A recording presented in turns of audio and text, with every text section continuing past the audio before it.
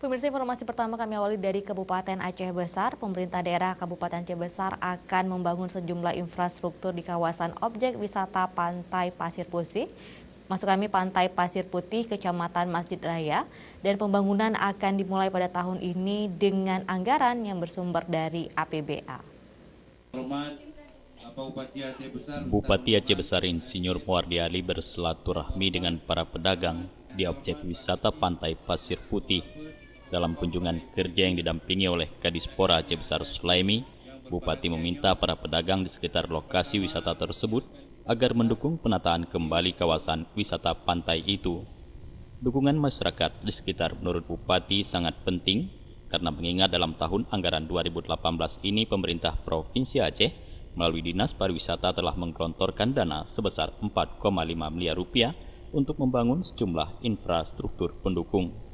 Adapun fasilitas yang akan dibangun di objek wisata Pantai Pasir Putih ini adalah diantaranya area parkir, akses jalan, tempat jualan yang representatif, dan tempat selfie.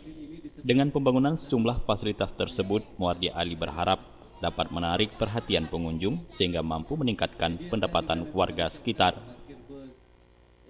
Ini kan kita membuat pengembangan dan Hukme ini sebagai tempat pariwisata yang memenuhi standar yang bagus dari sisi kebersihan, kemudian estetikanya.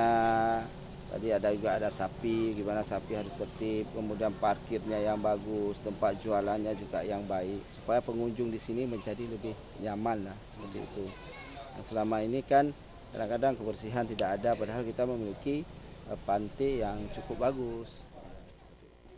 Dalam kunjungan kerja ke kawasan objek wisata pantai ini, Bupati Muardi Ali juga berkesempatan berdialog langsung untuk menyerap aspirasi masyarakat. Bupati meminta para pedagang dan warga yang berada di sekitar lokasi objek wisata tersebut agar dapat menjaga kebersihan pantai. Karena selama ini objek wisata Pantai Pasir Putih terkesan jorok dan tidak terurus. Jufrizal dan Faisal, Aceh TV.